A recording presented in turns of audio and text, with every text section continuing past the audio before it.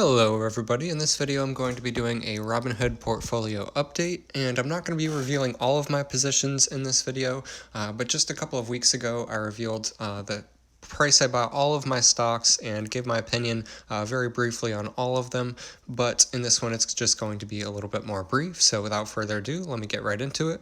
I opened my account probably just over a year ago, but I was using another brokerage at the time, so I really just started adding money to this one probably about 10 months ago, and then it steadily increased up to about 14% before the huge dip just 3 or 4 months ago. And then it went all the way down to around 26%, as you can see at its lowest point on the right side of the screen, and now I'm all the way back up to plus 9%.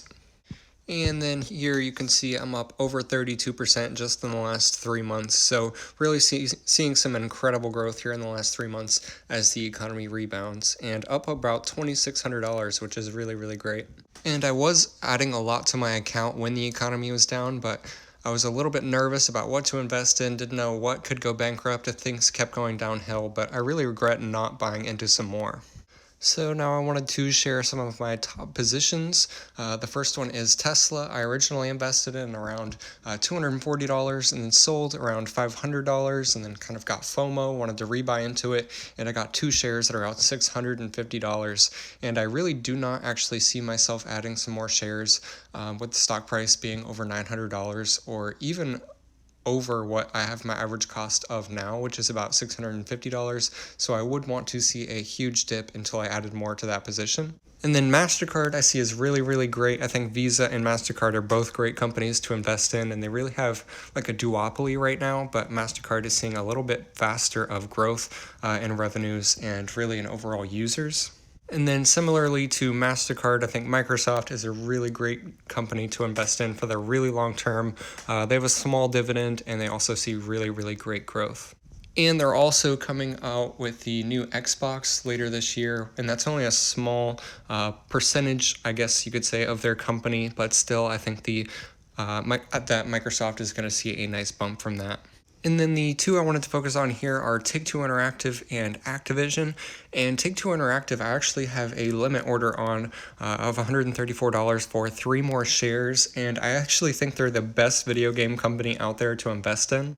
If you're familiar with the gaming world at all, you'll probably have heard of games like Red Dead Redemption, Grand Theft Auto, and Civilization, and Take-Two Interactive publishes these games, and I think even though these aren't regular annual releases, which they also have, these games are really masterpieces when they do release, and the stock is just really, really great in my opinion for really long-term growth, and I definitely want to keep adding to that position.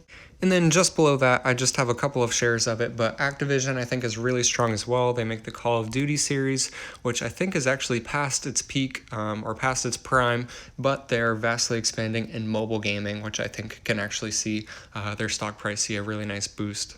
And now I wanted to take a look at a few more stocks that are a little bit more controversial, which are Carnival and Royal Caribbean. And there's so many people saying, oh, the cruise lines are all going to go bankrupt, man. Nobody's going to want to cruise again, man. You're going to get sick. These companies are going to go bankrupt. And I really disagree with that. There's been record bookings, and I don't think any of the big 3, which are Norwegian, Carnival, and Royal Caribbean, are going to go bankrupt. And Royal Caribbean is really my choice out of the 3. I owned a few shares of Carnival and Royal Caribbean before they saw any kind of dip, which is why my average cost is pretty high. But Royal Caribbean is already seeing a ton of growth, and their financials look really great, so I would not mind adding to that position, or Carnival for that matter at all, but I just have a couple $100 invested into Carnival. And then I also guess I want to mention these other 2 at the top there. EADSY is Airbus. So Boeing and Airbus are both in a lot of trouble right now as far as their stock goes, but Airbus is really not actually seeing any major problems. Boeing is seeing a lot of financial trouble as well as trouble with top management, whereas Airbus, their stock has seen a lot of trouble, but they're not facing those same problems that Boeing is. Meanwhile, I can get into their stock at a really great price.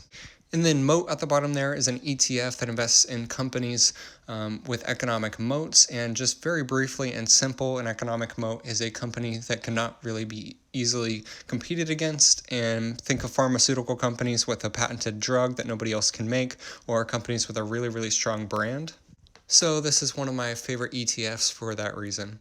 And here's the last lineup of stocks I wanted to talk about. There's Boeing, and I know I said Boeing is in a little bit of trouble right now, but I got in at like $110, which I think is just an amazing price for them, unless they do end up going bankrupt, which I don't see happening. And then there's New Residential Investment and New York Mortgage Trust, and their stocks really took a hit in the last few months, and I actually will not add any to these positions until the stocks recover and they do reestablish their high yield dividend. So I'm not so worried that I'm going to go ahead and sell, but I'm definitely not going to be adding to those positions either.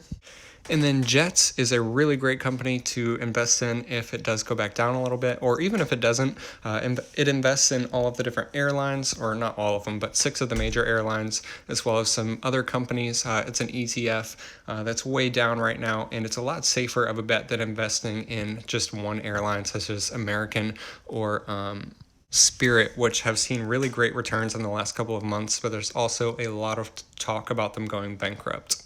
And then lastly is Volkswagen. The reason I'm investing in them is because they're seeing really steady growth and they have steady growth outlook. And they're also a really big player in electric vehicles, which isn't regularly talked about. And I could see them being a huge competitor with Tesla for 5 or maybe 6 years from now. I did make a video just a couple of weeks ago going more in depth on my portfolio, so be sure to come and check that out if you are interested. And I make a ton of brief stock analysis videos, so come check that out and subscribe for more content. Thank you so much for watching.